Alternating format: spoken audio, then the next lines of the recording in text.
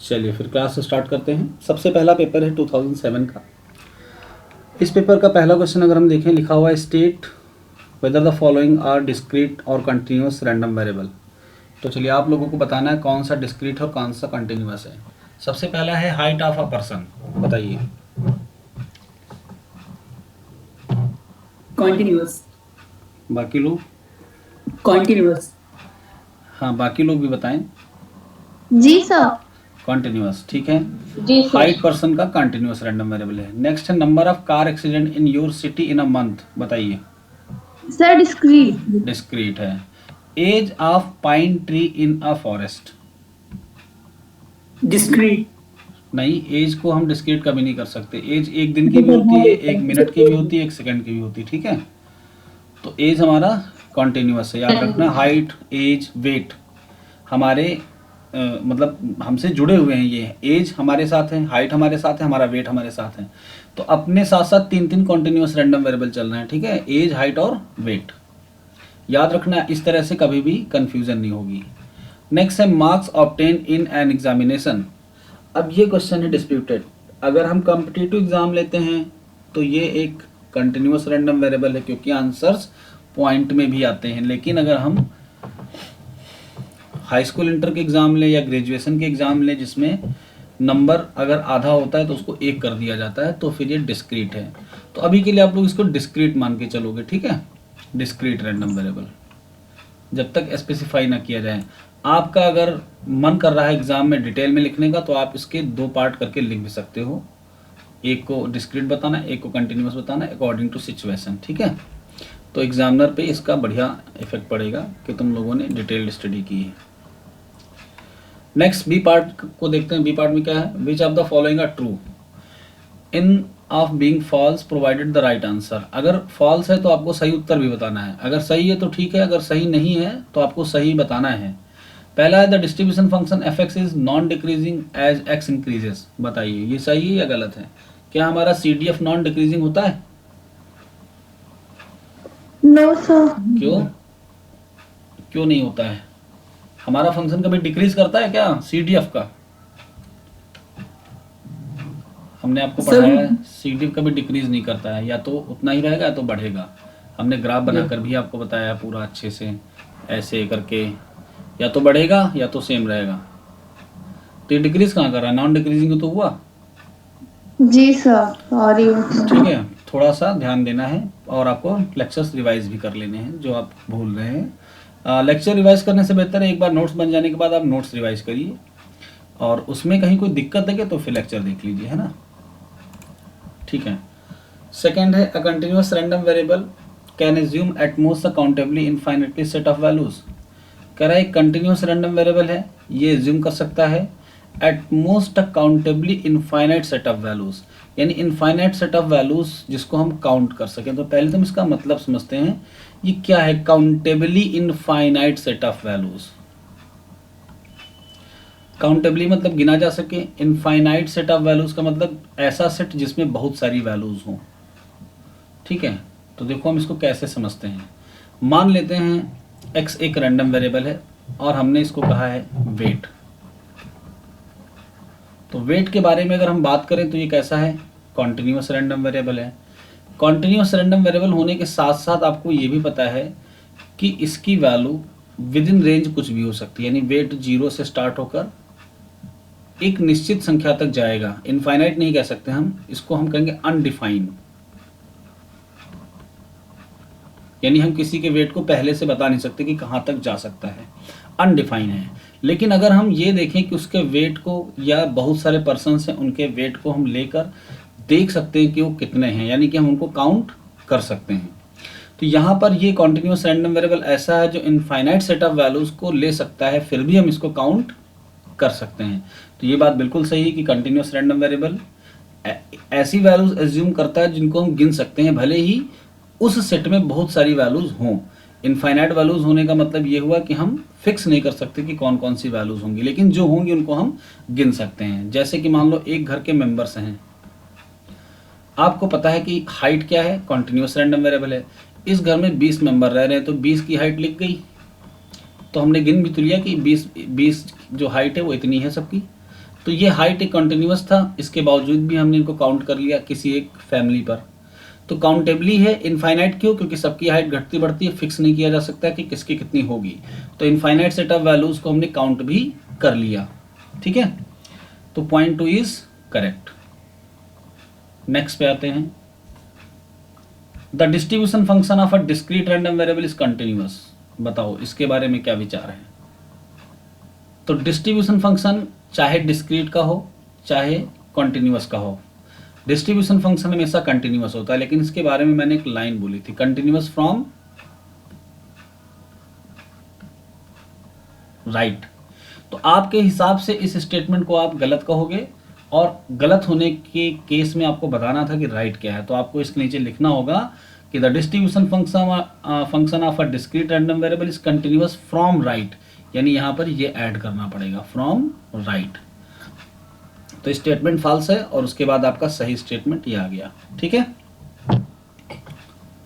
सभी को clear? Yes sir. ठीक है, आप नोट्स को लेक्चर देखते हुए बनाइएगा दोबारा, क्योंकि हम इसको कहीं पे लिख नहीं रहे हैं, ये ऑन स्क्रीन लिखा जा रहा है, तो ये आपको वीडियो में ही मिल पाएगा। ठीक है, इसकी फाइल नहीं बन रही है, बहुत ही आसान क्वेश्चन है, इसलिए जो ऐसे क्वेश्चन होंगे जिनका सोल्यूशन मुझे देना होगा उसकी मैं फाइल भी बना दूंगा आपको। ठीक है, नेक्स्ट है the distribution function of a discrete random variable is continuous. ये तो हो गया। If the two random variable x and y are dependent then fxy is equal to fx into fy। बताइए ये बात सही है गलत है? यस सर, सही है। सही है। ठीक है, और किसी का कोई कमेंट? Yes sir. सर सही है। बेटा डिपेंडेंट नहीं होता है, जब इंडिपेंडेंट होता है तब ये सही होता है। सर डिपेंडेंट में सर, डिपेंडेंट में ये कहाँ होता है? जब इंडिपेंडेंट होता है तब ये होता है।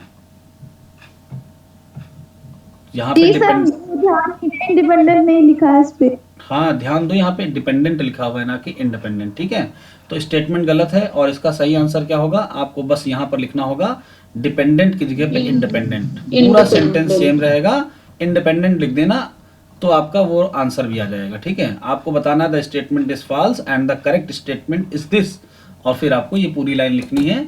डिपेंडेंट की जगह पे क्या यूज करोगे? इंडिपेंडेंट। ठीक है, तो थोड़ा सा ध्यान देके सभी लोग आंसर करो, है ना। पढ़ सब आपने रखा है बट अभी याद नहीं हो पाया है, इस वजह से थोड़ा सा दिक्कत है। ठीक है, आगे बढ़ते हैं हम लोग नेक्स्ट क्वेश्चन पे। अब इस क्वेश्चन की चर्चा करते हैं।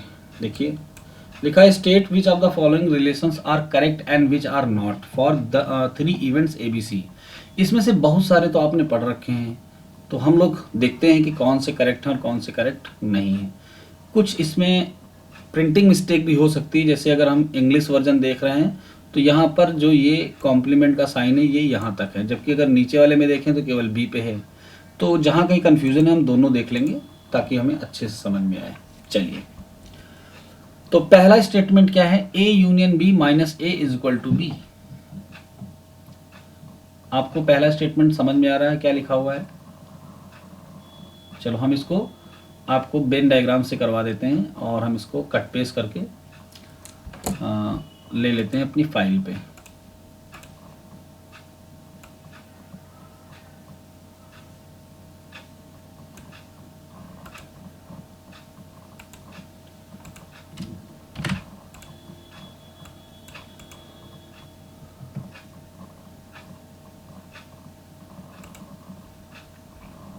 इंग्लिश वर्जन में 2 यहाँ पर है, B पे कॉम्प्लीमेंट है, बात याद रखेंगे, वो हम अभी सही कर लेंगे। बाकी अगर कहीं कोई दिक्कत होगी तो फिर हम देखते हैं। ठीक है, ओके। चलिए, तो क्वेश्चन क्या है ये? State with the following relations are correct and which are not. आपको बस बताना है कौन सा करेक्ट है और कौन सा करेक्ट नहीं है। यहाँ पर लिखा हुआ A यूनियन B।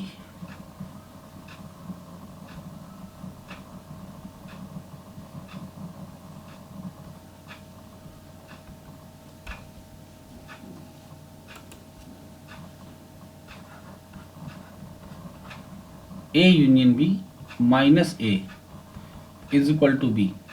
अगर हम वेन डायग्राम बनाएं तो ये रिलेशनशिप सही है या गलत है हमें पता चल जाएगा। देखो यूनियन के भी दो सिंबल होते हैं, इसके बारे में मैं आपको बता दूं। यूनियन का एक सिंबल होता है ये वाला और यूनियन का एक सिंबल होता है ये वाला। इन दोनों में डिफरेंस होता है।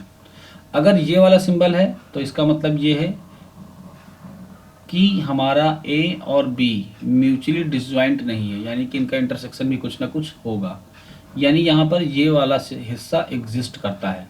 लेकिन अगर हमारे यूनियन में एक क्रॉस लगा हुआ है तो इसका मतलब होता है कि हमारा ए यहाँ पर होगा और बी यहाँ पर होगा, यानी इनके बीच में कुछ भी कॉमन नहीं है।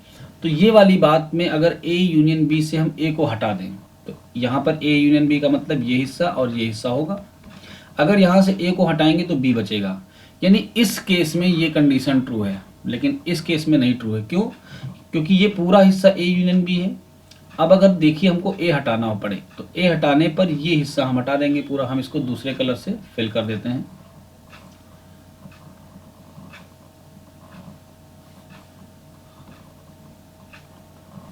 अगर हम ए हटा रहे हैं तो हमको ये वाला हिस्सा हटाना पड़ेगा, ये वाला। ये हटाओगे तो बचेगा क्या? सिर्फ ये तो बचेगा। तो क्या हम इसको बी कह सकते हैं? बी तो तब पूरा होगा जब वो इंटरसेक्शन वाला हिस्सा भी आए।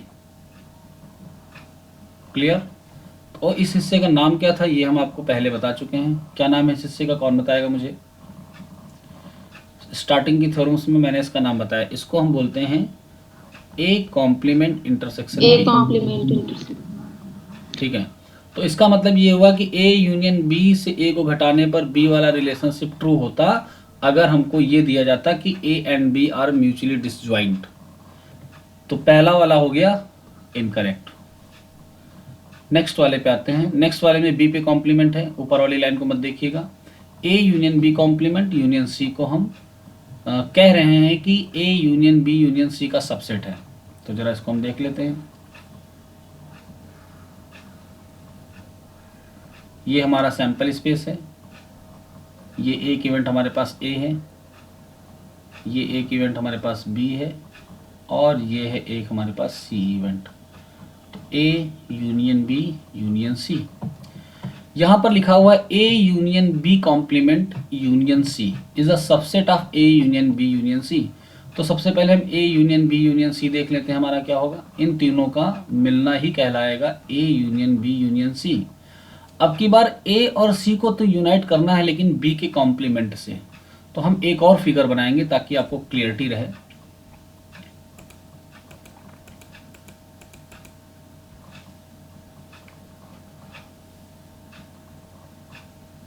चलिए एक फिगर और देखिए। इस फिगर में हम उस इवेंट को डिनोट करेंगे जो दूसरी वाली थी। वो क्या थी? A union B complement union C. तो ये ए हो गया, ये हो गया बी और ये हो गया सी। हमको बी कॉम्प्लीमेंट के साथ इनका यूनियन लेना है। तो बी कॉम्प्लीमेंट का मतलब बी को नहीं लेना है, इस बात को ध्यान रखना। तो बी के हिस्से को हम हटा देते हैं, बाकी जो हमारा हिस्सा है उसको हम सैडेड कर दे रहे हैं।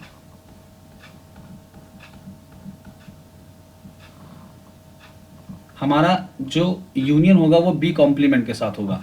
तो अगर हम किसी भी डायग्राम में एक इवेंट रखते हैं, मान लो हमने यहाँ पर ऐसे रखा है बी, तो बी कॉम्प्लीमेंट कौन सा हिस्सा होता है ये आपको क्लियर है? बी को छोड़कर सारा हिस्सा होता है बी कॉम्प्लीमेंट।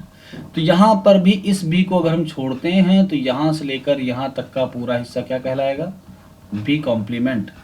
और हमको क्या करना है? ए को, सी को और बी कॉम्प्लीमेंट को यूनाइट करना है। यानी हम सिर्फ इस वाले हिस्से को छोड़ दें, बी वाले को, तो इस सैंपल स्पेस में बाकी सब ये है। तो अब बताइए कि ये हिस्सा जो हमने इधर बनाया है, क्या ये A union B union C का सबसेट हो सकता है? सबसेट का मतलब उसमें से लिया जाए। तो क्या आपको ये दिख रहा है कि ये हिस्सा उसमें से लिया गया है? No sir. मतलब जनरली ये ट्रू नहीं है, स्पेशल केस में ट्रू है, हर इवेंट के लिए ट्रू नहीं है।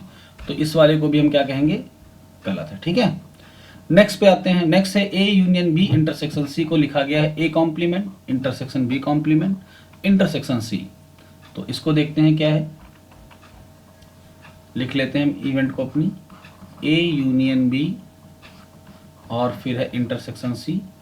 और हमको देखना है कि ये ए कॉम्प्लीमेंट बी कॉम्प्लीमेंट कि इंटरसेक्शन के बराबर है कि नहीं है। चलिए जल्दी से डायग्राम बनाते हैं हम। तो सबसे पहले क्या हम लेंगे, ए यूनियन बी लेंगे।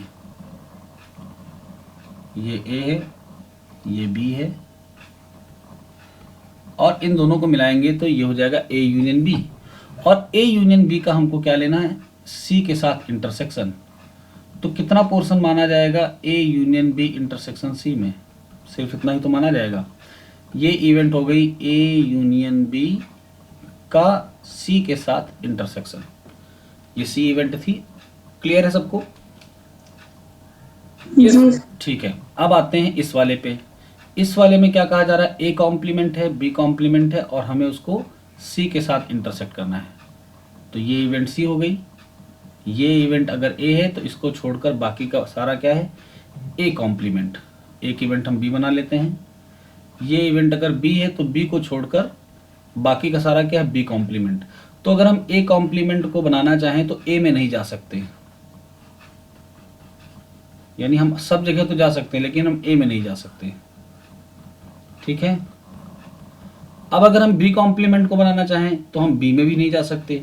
और इन दोनों को साथ साथ लेने का मतलब समझ रहे हो, यानी ना तो हम ए में जा सकते हैं और ना तो हम बी में जा सकते हैं। इंटरसेक्शन का तो ये मतलब होता है ना, दोनों साथ साथ होनी चाहिए। तो एक फिगर और हम ड्रॉ करेंगे, यानी हम ना तो ए में जा सकते हैं और ना तो बी में जा सकते हैं।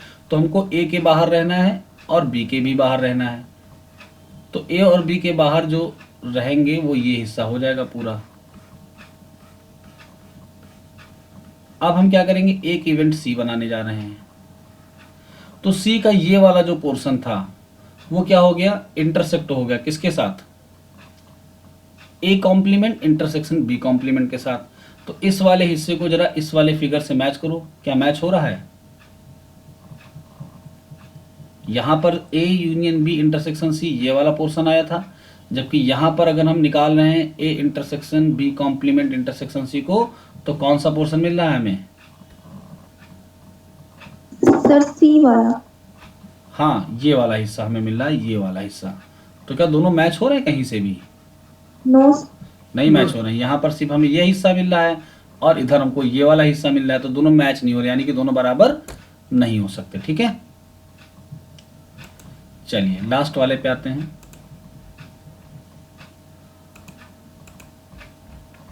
लास्ट वाला क्या था हमारे पास, ए यूनियन बी से अगर हम सी को लेस करते हैं तो ये बचना चाहिए।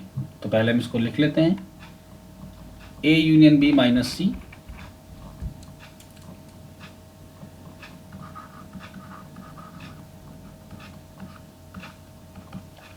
इज इक्वल टू में क्या है, A union B minus C, A union B minus C. तो एक डायग्राम हम एलएचएस के लिए बनाएंगे और एक आरएचएस के लिए, फिर देखेंगे दोनों सेम हो रहे हैं कि नहीं है। तो सबसे पहला काम हम क्या करेंगे, ए यूनियन बी से सी को घटाते हैं। तो तीन इवेंट का बना लेते हैं हम, ए,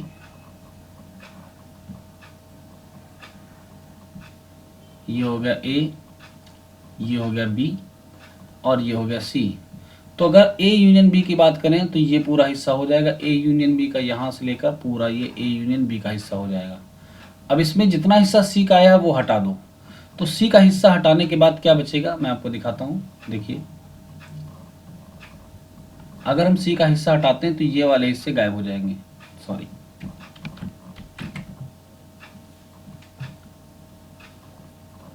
हम अगर सी का हिस्सा हटाते हैं तो ये हट जाएगा, यानी ए यूनियन बी माइनस सी में से ये हिस्सा गायब कर देते हैं। ठीक है, ये इतना हिस्सा सी का था जो ए यूनियन बी में जा रहा था और हमने ए यूनियन बी से सी को घटा दिया। तो हमारा जो फाइनल फिगर हुआ वो कौन सा हुआ, ये वाला पूरा। ठीक है, अब आते हैं इस जी। वाले पे। इसमें क्या करना है, पहले हमको बी से सी को घटाना है, फिर यूनियन लेना है ए के साथ। तो डायग्राम जरा बना लेते हैं जल्दी से। ये हमारा बी है और ये है सी। तो अगर हम बी से सी को हटा देंगे तो हमारे पास ये हिस्सा बचेगा, सिर्फ सी को हमने हटा दिया यहाँ से, और हमने ए के साथ इसका यूनियन ले लिया। तो बी का अगर हम ए के साथ यूनियन लेंगे तो याद रखना उसमें सी नहीं आएगा, ये हिस्सा आएगा इतना। अब देखो सी यहाँ भी नहीं आ रहा है और सी यहाँ भी नहीं आ रहा है, क्या दोनों फिगर सेम है, नो बिल्कुल Yes. है, बिल्कुल है। अरे ये कैसे? ये देखो, ये ए का हिस्सा है, ये बी का हिस्सा है, इसमें सी नहीं आया है। इधर आ जाओ, ये ए का हिस्सा है, ये बी का हिस्सा है, कौन नहीं आया है इसमें? ये सी नहीं आया है। नहीं नहीं आया। तो दोनों इधर का हिस्सा और ये हिस्सा सेम सेम नहीं दिख रहे हैं? हमने केवल एक गड़बड़ी जी क्या सर। कर दी, हमने सी को यहाँ बनाया था, बी को यहाँ, इधर वाले में उल्टा कर दिया है। बस इस वजह से हो सकता है समझ में ना रहा हो, हालांकि आ गया हाँ है। जी सर। ठीक है, तो चलिए, ये क्वेश्चन अच्छा था और वेन डायग्राम से ही इसको आसानी से किया जा सकता है कि कौन सा हिस्सा सही। और आप लोग एग्जाम में जब करना तो बिल्कुल वेन डायग्राम बनाना और समझ के अपने रीजन को शेडेड करके उसका नाम भी लिख देना कि जो शेडेड रीजन है उसका नाम क्या है ना। चलिए नेक्स्ट क्वेश्चन है, state weak law of large number. Weak law of large number अभी हमने आपको पढ़ाया नहीं है और आपको केवल इसका स्टेटमेंट याद रखना है, आपको इसके प्रूफ से कोई मतलब नहीं है, आपको इसका स्टेटमेंट याद रखना है। तो ये आपको कल की क्लास में मिल जाएगा, weak law of large numbers क्या होते हैं। Give the mathematical and statistical definition of probability, ये आपको प्रीवियस लेक्चर्स में मिलेगा, इसको मुझे बताने की कोई जरूरत नहीं, ये आप देखकर तैयार करिए, नोट्स में भी है। नेक्स्ट है, if x is a random variable with the following probability function. -1 पे 1/6 है, 6 पर है 1/2 और 9 पर है 1/3। बताना क्या है, एक्सपेक्टेड वैल्यू ऑफ x और वेरिएंस ऑफ x। तो इस क्वेश्चन को सब लोग कर लोगे? जी सर। चलिए, ये आज का होमवर्क है, सभी लोग करके ग्रुप पे पोस्ट करना, आंसर मैच करना, आपस में मैच हो रहा कि नहीं हो रहा बताना हमें। तो ये एफ पार्ट था, आते हैं जी पार्ट पे। जी में क्या है, state the central limit theorems for a sequence of independent and identically distributed random variables.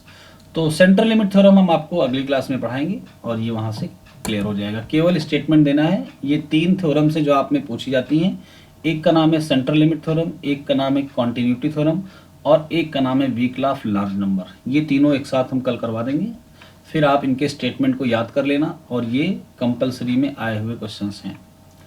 Next है, write down the sample space for the 3 fair coins being tossed simultaneously. आपको 3 सिक्के एक साथ उछाले जाने वाली घटना का सैंपल स्पेस लिखना है। तो ये आपका होमवर्क है, क्योंकि मैंने इसको लेक्चर में करवा रखा, ठीक है। जिसको Yes, डाउट है वो मुझे करके भेजेगा, फिर मैं बताऊंगा। Next, if the random variable x has the probability function this. एक रैंडम वेरिएबल का ये प्रोबेबिलिटी फंक्शन है। सबसे पहला काम करना है, c की वैल्यू निकालनी है, फिर निकालना है probability x greater than 1/2 and less then 3/4। इस क्वेश्चन को तुम लोग कंटिन्यूअस मान रहे हो या डिस्क्रीट, बताओ?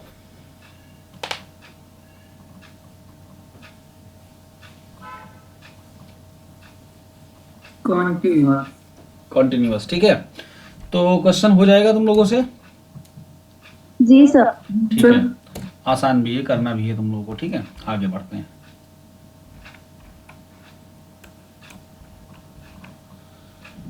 नेक्स्ट है, state and proof Bayes theorem. Bayes theorem का प्रूफ भी करना है और उसका स्टेटमेंट भी लिखना है, और ये बेस थ्योरम का एक क्वेश्चन है। तो ये क्वेश्चन बोल्ट वाला मैंने सॉल्व करवाया है नोट्स में, आप वहाँ से देखकर इसको कर लेना, ठीक है। अगर समझ में ना आए तो फिर मुझे बताना। यूनिट 2 का नेक्स्ट क्वेश्चन है, define random variable, give distinction between continuous and discrete random variable. यानी आपको रैंडम वेरिएबल बताना है और ये भी बताना है डिस्क्रीट कौन से होते हैं और कंटिन्यूअस कौन से होते हैं, ठीक है। आगे बढ़ते हैं, ये बी पार्ट है। Random variable x has the probability density function this 1 to 2 के एक्स स्क्वायर है और 2 to 3 है के एक्स। नीचे क्या करना है, कांस्टेंट के फाइंड आउट करना है, ये प्रोबेबिलिटी निकालनी है और distribution function for the random variable x. अब बताओ तीसरा पार्ट क्या कह रहा है, कौन समझाएगा? CDF sir. हाँ बेटा, सीडीएफ है, इसीलिए मैंने उस दिन नाम भी डिक्टेट किया था कि कहीं अगर डिस्ट्रीब्यूशन फंक्शन प्रोबेबिलिटी डिस्ट्रीब्यूशन लिखा हो तो इसका मतलब पीडीएफ या पीएमएफ, लेकिन अगर सिर्फ डिस्ट्रीब्यूशन फंक्शन लिखा हो तो इसका क्या मतलब होता है, सीडीएफ। तो ये क्वेश्चन होमवर्क के लिए रख दें, सब लोग कर लोगे? Yes, sir. ठीक है, लेकिन ये जो आज यस सर हो रहा है ये कल आंसर में आना चाहिए, है ना? ठीक है। Yes, sir. आज 2007 का करेंगे, फिर आगे के पेपर्स बाद में। नेक्स्ट है, define marginal and conditional probability mass function. यानी आपको बताना है मार्जिनल, तो इसकी स्टार्टिंग आप कहाँ से करोगे, ज्वाइंट प्रोबेबिलिटी फंक्शन से। सबसे पहले आप बताओगे ज्वाइंट प्रोबेबिलिटी फंक्शन होता क्या है। तो if random variable x, y have a joint PDF then we called it joint probability function। Joint probability function में जब हम मार्जिनल और कंडीशनल निकालते हैं तो उनके फार्मूलों को आपको लिखकर बताना है। In case of a joint, ये लिखा भी आगे देखो, in case of a joint probability function of two random variable, यानी जब तक ज्वाइंट प्रोबेबिलिटी फंक्शन नहीं लोगे तब तक ना तो मार्जिनल की बात होगी और ना ही कंडीशनल की बात होगी। ठीक है, Yes, चलिए, sir. एक ज्वाइंट प्रोबेबिलिटी फंक्शन दिया हुआ है रैंडम वेरिएबल एक्स और वाई का यहाँ पर। इसमें देखिए क्या क्या बताना है, अच्छा क्वेश्चन है ये। इसमें लिखा find the marginal probability function of X and Y, calculate हो जाएगा। होमवर्क जी है, सर। होमवर्क है, करना फिर मुझे बताना। नेक्स्ट क्वेश्चन क्या है, नेक्स्ट क्वेश्चन है find probability X greater than 1 and less than 3, ये निकालना है। साथ ही साथ y greater or equal to 1, ये भी फाइंड आउट करना है इसी टेबल से। नेक्स्ट है determine whether x and y are independent, आपको ये भी पता करना है कि x और y इंडिपेंडेंट है कि नहीं है। तो इंडिपेंडेंट के लिए क्या करोगे, चलिए मैं आपको इंडिपेंडेंट, हाँ बताओ। अलग अलग वैल्यू की सर अप्लाई होती है sir, P X into P Y.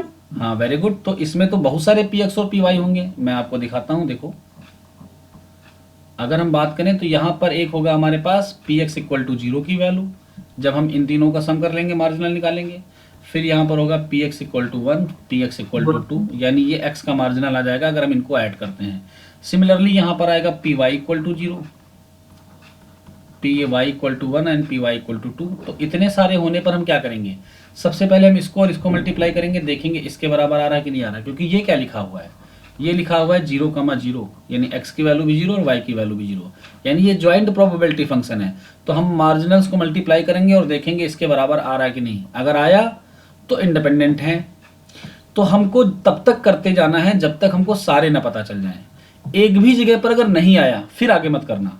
मान लो आपने इसका किया, मल्टीप्लाई करने पर आ गया, इसका किया आ गया, इसका किया आ गया, जैसे इसका किया नहीं आया, जैसे ही नहीं आएगा बस उसके बाद कुछ मत करना, सीधे लिख देना x and y are dependent. यानी जब तक मिलता जाएगा तब तक करते जाएंगे, और अगर आखिरी तक मिलता गया तो फिर इसका मतलब इंडिपेंडेंट हो जाएगा। सभी लोग मेरी बात समझ गए कि नहीं? Yes, sir. इसके अलावा और कोई तरीका नहीं डिस्क्रीट के केस में इंडिपेंडेंसी को चेक करने का। ठीक है, तो इस क्वेश्चन में मैं थोड़ा सा और हिंट आपको दे देता हूँ। हम एक काम करते हैं, मार्जिनल्स निकाल लेते हैं। ठीक है, तो हम इधर मार्जिनल किसका निकालेंगे, x का। चलिए x का मार्जिनल निकालिए सभी लोग साथ में मेरे, तो ऐड करिए जरा इनको। तो 2 1 3 3 6, यानी यहाँ पर आएगा 6/18। ठीक है, इसको ऐड करिए जरा। 5/18. हाँ 5/18 आ जाएगा। ठीक है, इस वाले को करते हैं 7/8. 3 3 6, हाँ 7/18। जरा ऐड करो, देखो यहाँ पर 1 आ रहा है कि नहीं आ रहा है इसको ऐड करने पर। तो 7 5 12 6 18, 1 आ गया। ठीक है, चलो y का मार्जिनल निकालते हैं। यहाँ पर हम निकालने जाना है probability y equal to y। y का मार्जिनल ऐड करके निकालेंगे हम लोग, जल्दी से ऐड करिए। 1 है, 2 है और 3, 6/8. 6/18। नेक्स्ट क्या हो जाएगा, 5 Sir, 5/18। 6 होगा. हाँ ठीक है, नेक्स्ट क्या हो जाएगा, 7/18। Sir, 6/18 होगा. ये 6 होगा, एक मिनट में चेक कर लेता हूँ। 3 3 2 5 1 6, हाँ 6/18 होगा, सही है। और ये वाला 1 ये वाला 3 2 3 3 5/5. 6 6, ठीक है सही है। अच्छा इस वाले की बात करते हैं, तो ये वाला क्या हो जाएगा, 1 और 2 1 3 3 3 6, ये भी 6/18 होगा, यानी इधर के सारे बराबर आ गए। Okay Yes. ठीक है, आगे बढ़ते हैं। तो अब मल्टीप्लाई करिए जरा 6/18 और 6/18 को, देखो ये आ रहा है क्या, मल्टीप्लाई करके देखो।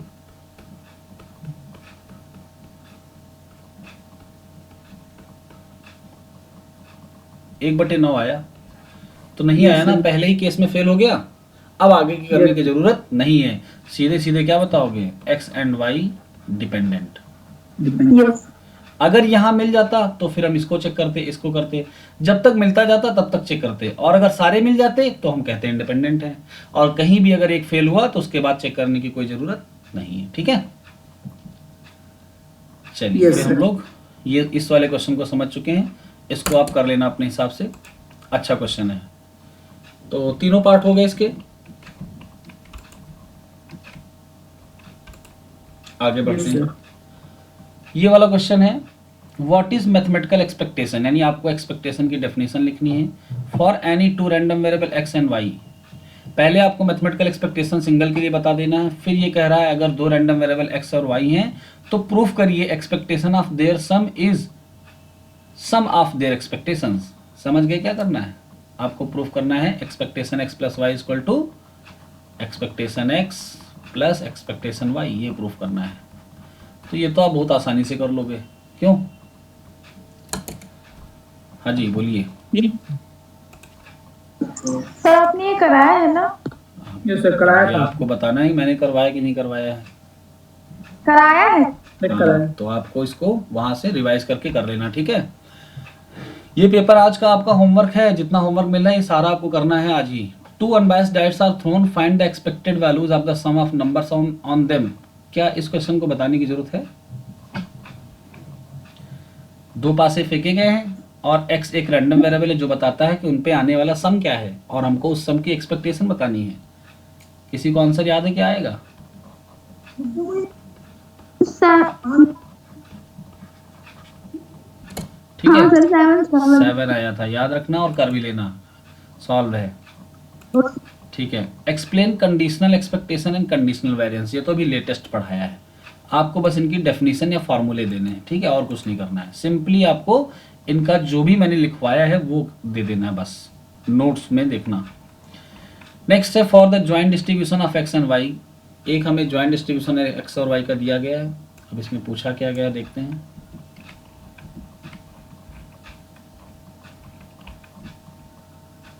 देखिए इसमें क्या पूछा गया है, इसमें पूछा गया है expectation X, expectation Y, expectation X into Y. तो इस क्वेश्चन में एक्सपेक्टेशन एक्स और वाई निकालने के लिए सबसे पहले क्या करना पड़ेगा? एक्स और वाई का मार्जिनल निकालना पड़ेगा। समझ गया सब लोग मेरी बात को? Yes, sir. तो एक्स और वाई का पहले आप मार्जिनल निकालिए। जब मार्जिनल आ जाए, सर ये CDF वाला है ना? नहीं बेटा ये CDF नहीं है, ये तो आपको एक प्रोबेबिलिटी फंक्शन दिया गया है, ये PMF है, PMF। यहाँ पे आपको फाइंड आउट करना है एक्सपेक्टेशन एक्स, एक्सपेक्टेशन वाई और एक्सपेक्टेशन एक्स इंटू वाई। चलिए मैं इसको करवा देता हूँ, ठीक है। ओके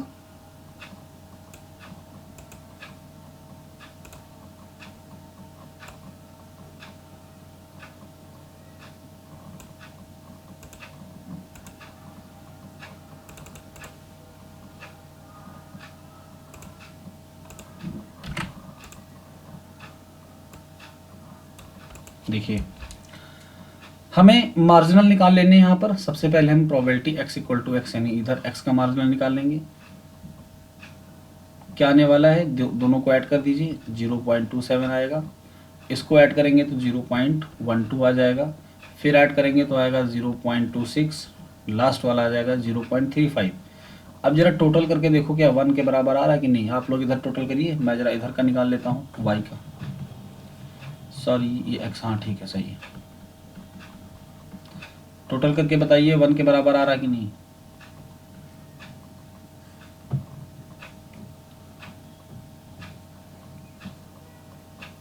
आ रहा है 7 के बराबर। Yes, sir.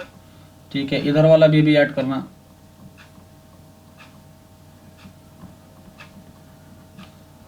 दोनों तरफ से 1 के बराबर आ रहा है, यानी कि ये एक जॉइंट प्रोबेबिलिटी फंक्शन है। अब मार्जिनल्स हमारे पास आ गए हैं, अब हमको निकालना है एक्सपेक्टेशन ऑफ एक्स। तो डिस्क्रीट के केस में डेफिनेशन क्या होती है? XPX बस आपको कुछ नहीं करना है, x की पहली वैल्यू है -1 और इसकी px है 0.27, नेक्स्ट वैल्यू है 0 और इसकी px है 0.12।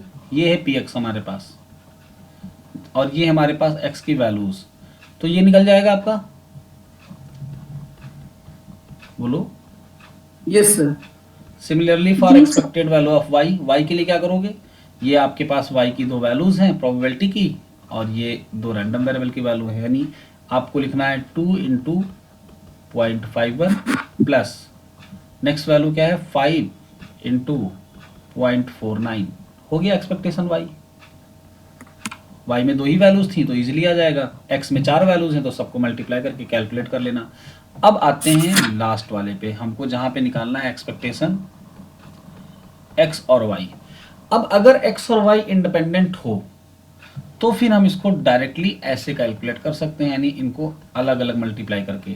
लेकिन ये कैसे पता किया जाए कि x और y इंडिपेंडेंट हैं, तो फिर से हम वही रूल अपना लेंगे, इसको और इसको मल्टीप्लाई करके देखो बीच वाला आ रहा है, नहीं आएगा क्योंकि ये 0.27 अकेला है, इसको 1 से मल्टीप्लाई करेंगे तो 0.27 आएगा, यानी इंडिपेंडेंट तो नहीं है, तो ये फार्मूला हो गया फेल। तो अब क्या करेंगे, तो अब हम फार्मूला लगाएंगे डबल वाला, यानी 2 रैंडम वेरिएबल का एक साथ। तो क्या लिखेंगे, एक समेसन होगा x का, एक समेसन होगा y का, यहाँ पर x इंटू वाई होगा और साथ ही साथ इसकी प्रोबेबिलिटी। तो x की जो वैल्यूज़ हैं वो कहाँ से स्टार्ट हो रही हैं बेटा, -1 से, और कहाँ तक जा रही हैं, 3 तक। y की वैल्यूज़ कहाँ से स्टार्ट हो रही हैं, 2 से और 5 तक जा रही हैं, केवल 2 और 5 दो ही ये हमको दिख रहा है। यहाँ पर आएगा xy और साथ में आएगा pxy। चलिए x की पहली वैल्यू लेते हैं -1, समेसन हमें करना है तो हमने पहली वैल्यू -1 ले ली और y की पहली वैल्यू 2 ले ली, और इसका pxy हमें कितना दिया है, 0.27। क्लियर है सबको? Yes sir. अब दूसरी वैल्यू लेंगे, x की पहली वैल्यू ले लो और y की दूसरी वैल्यू कितनी है, 5, और इसका pxy हमें कितना दिया हुआ है, 0। दिख रहा है आपको यहाँ पर? जी सर। तो x की पहली वैल्यू के साथ y की 2 वैल्यूज हो गई, अब x की दूसरी वैल्यू पुट करते हैं 0। तो 0 में y की पहली वैल्यू 2 आएगी और 0 में y की दूसरी वैल्यू 5 आएगी। 0 है इसलिए आगे के टर्म्स हम लिख दें तो भी वो 0 ही हो जाएंगे। अब आते हैं x की नेक्स्ट वैल्यू 2 पर, y की पहली वैल्यू 2, फिर जब x की पहली वैल्यू 2 तो y की दूसरी वैल्यू 5, और साथ में इसकी प्रोबेबिलिटी, ये वाली प्रोबेबिलिटी हो गई इधर और ये वाली हो गई इधर, 0.16 और इंटू 0.10। इसी तरीके से हमको x की सारी वैल्यूज के लिए इसको ऐड अप कर लेना है और हमारा ये कैलकुलेट होकर आ जाएगा। समझ गए? चलिए ठीक है, आगे बढ़ते हैं नेक्स्ट क्वेश्चन की तरफ। तो कॉन्फिडेंस आ रहा है क्वेश्चन करके कि हाँ जो आपने पढ़ा है वो आपके काम आ रहा है? जी। Yes sir. चलिए ये तो हो गया। लास्ट यूनिट है define moment generating function of random variable and explain how they generate the moments. यानी इसमें आपको वही करना है, mxt की डेफिनेशन बतानी है, फिर जैसे हमने e की पावर tx को ओपन किया था और दिखाया था कैसे μ1 डैश बनना है, μ2 डैश बनना है, μ3 डैश बनना है, ये आपको करना है। तो ये क्वेश्चन भी आपको मैं करवा चुका हूँ। नेक्स्ट क्वेश्चन पे आते हैं। नेक्स्ट है for a random variable x having the probability mass function this find moment generating function and hence find its mean and variance. चलिए ये मैं आपको करवाता हूँ, ये अच्छा क्वेश्चन है और इस तरह का अभी तक आपने कोई भी क्वेश्चन नहीं किया हुआ है तो ये मैं आपको करवा देता हूँ, ठीक है। अच्छा क्वेश्चन है ये, लेकिन कठिन बिल्कुल भी नहीं है, बस केवल आपको थोड़ा सा सीखने की ज़रूरत है।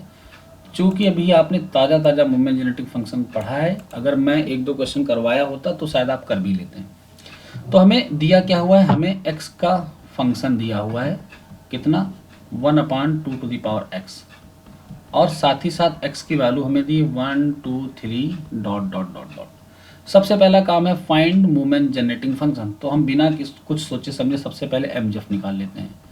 mgf का जो फार्मूला हमने आपको पढ़ाया वो यूज़ कर लेते हैं, mxt = expected value of e to the power tx।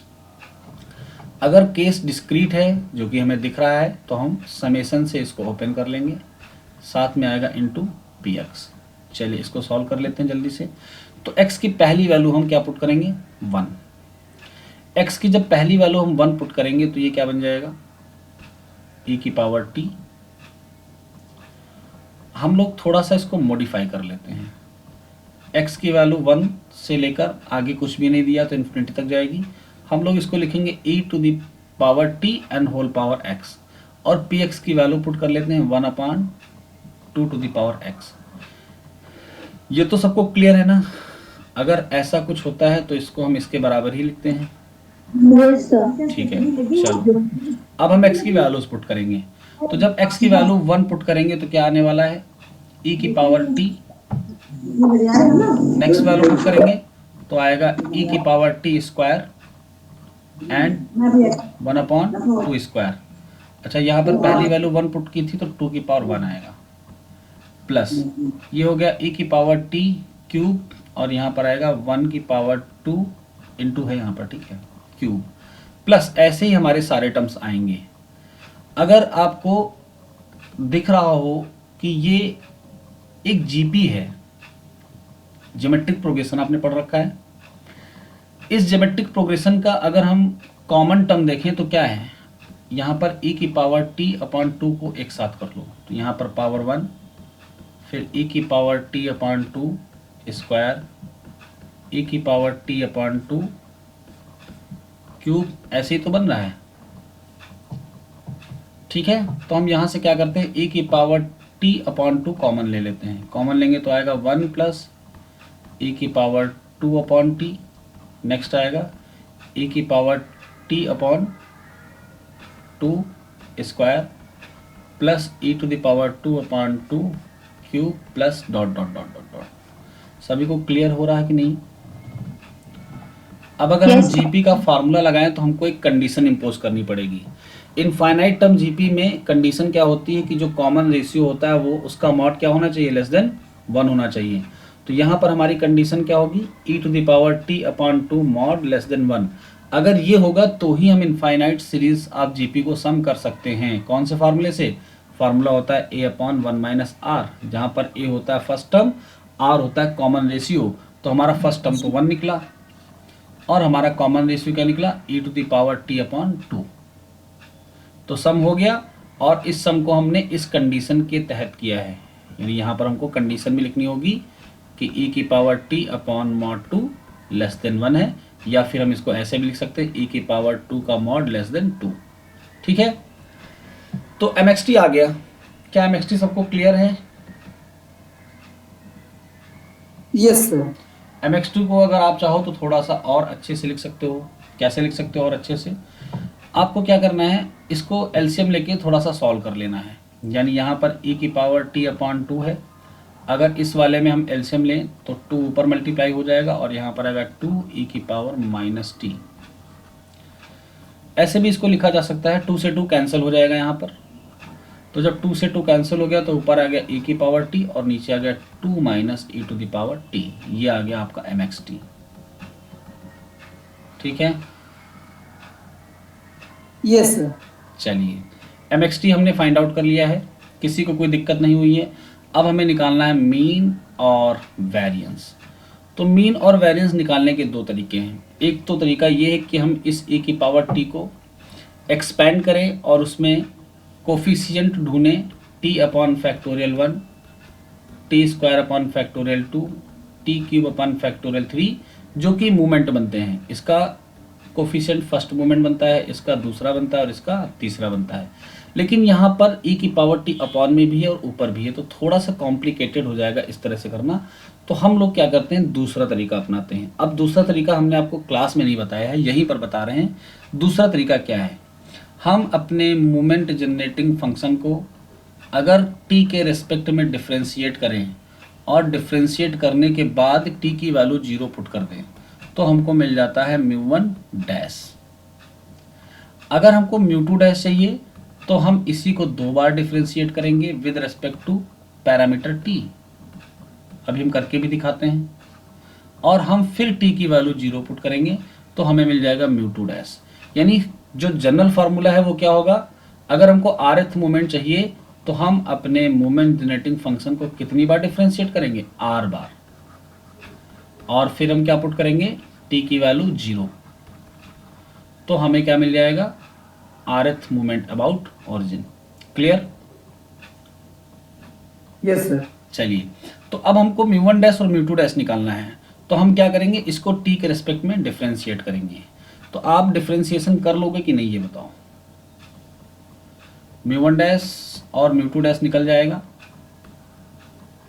चलो मैं करके दिखा देता हूँ। अच्छा, तो μ1 डैश निकालने के लिए हमको mgf को एक बार डिफ्रेंशिएट करना है और फिर हमें t की वैल्यू 0 रख देनी है, ठीक है।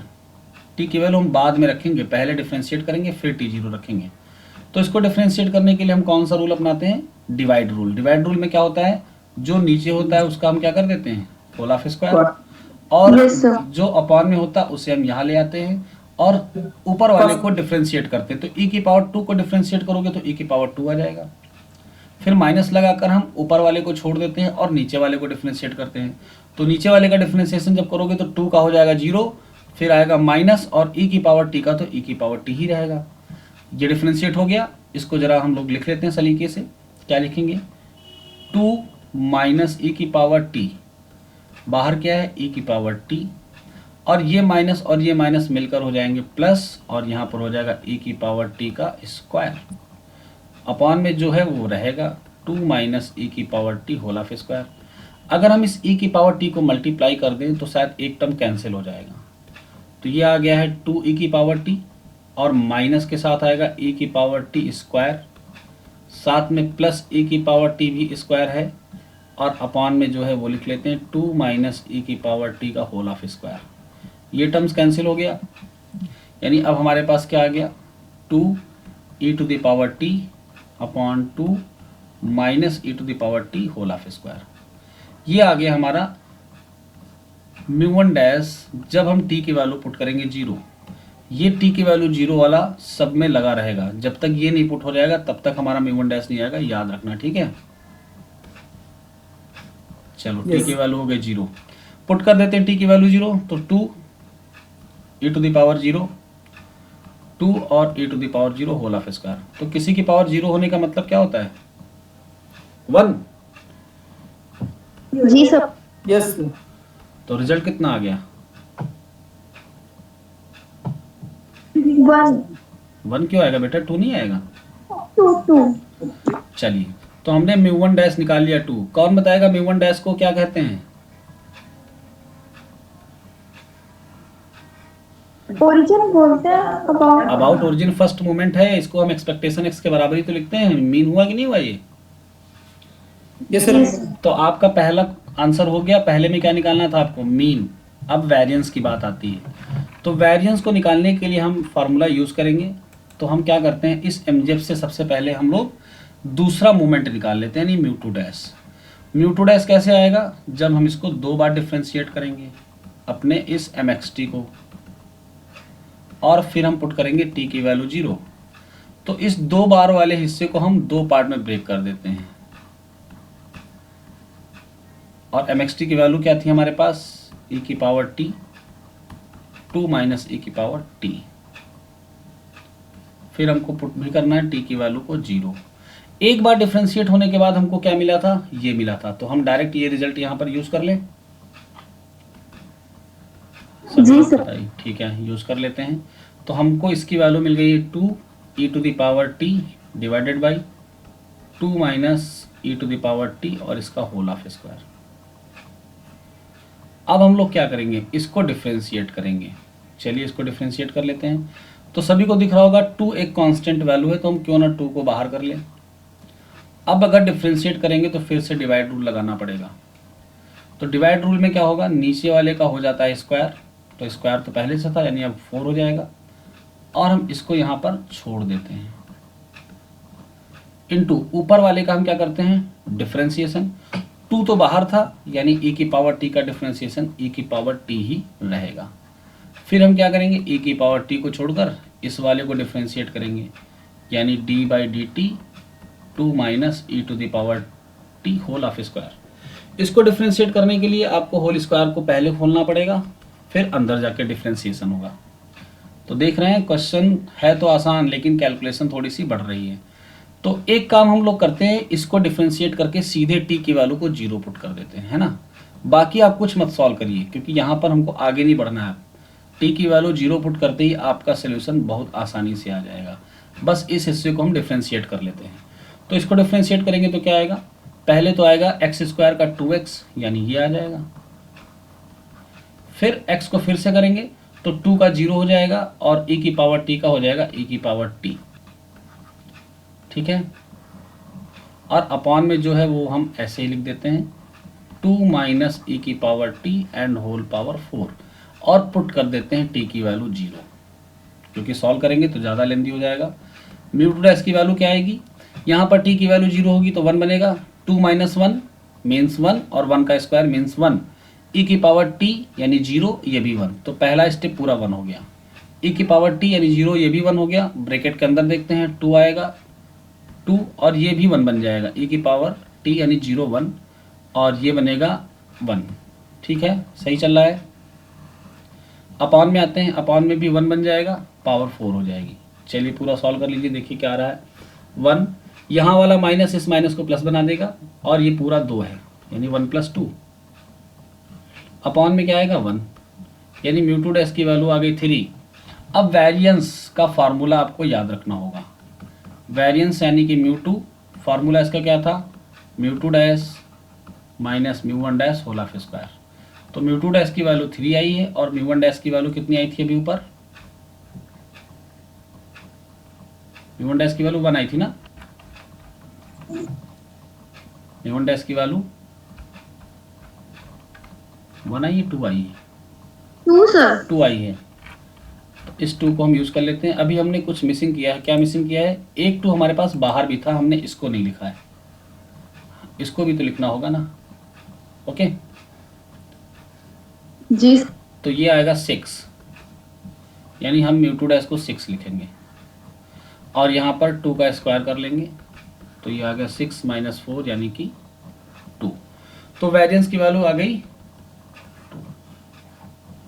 मीन भी 2 आया और वेरिएंस भी 2 आया। इस क्वेश्चन को आप और भी आसानी से कर सकते थे, लेकिन उसके लिए आपको पढ़ना पड़ेगा प्रोबेबिलिटी डिस्ट्रीब्यूशन का पेपर सेमेस्टर 2 में, क्योंकि जितने भी स्पेसिफिक टाइप के डिस्ट्रीब्यूशन होते हैं ये उन्हीं में से मैच कर रहा है किसी एक से। अब किससे मैच कर रहा है इसकी चर्चा हम आगे चलकर करेंगे। ठीक है, वहाँ से हम इसके डायरेक्ट एमजीएफ को या डायरेक्ट मीन को या डायरेक्ट वेरिएंस को लिख सकते थे।